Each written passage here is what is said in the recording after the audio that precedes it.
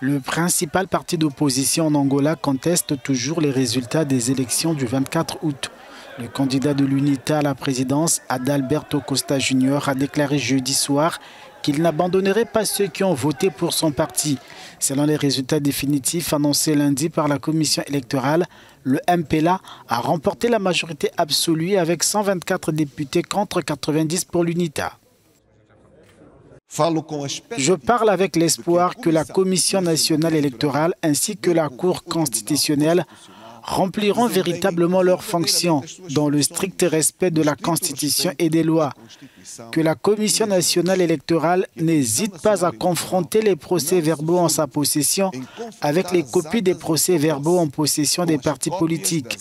Je lui réaffirme, le MPLA n'a pas gagné les élections du 24 août dernier. L'UNITA vient donc de saisir le juge du contentieux électoral en Angola. La crédibilité des résultats a aussi été remise en cause jeudi par l'Observatoire électoral angolais. C'était lors de la présentation des conclusions préliminaires de la commission qui concernait plus de 60 organisations non gouvernementales et les églises catholiques et évangéliques baptistes d'Angola. Pour la mission, la non-publication des listes électorales a compromis la transparence du scrutin. Nous sommes dans une situation où les candidats remettent en question et rejettent les résultats de la CNE. Et les citoyens qui ne croyaient déjà pas aux décisions de cette CNE n'ont pas changé d'avis. Pour les candidats, la solution, c'est le recours. C'est une question d'accès à la justice.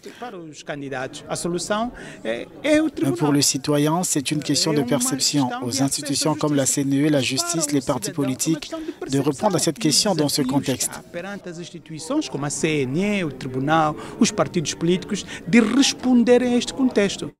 Euronews a contacté la Commission nationale électorale qui a refusé de commenter les procès-verbaux des élections car ils ont été affichés dans les bureaux de vote.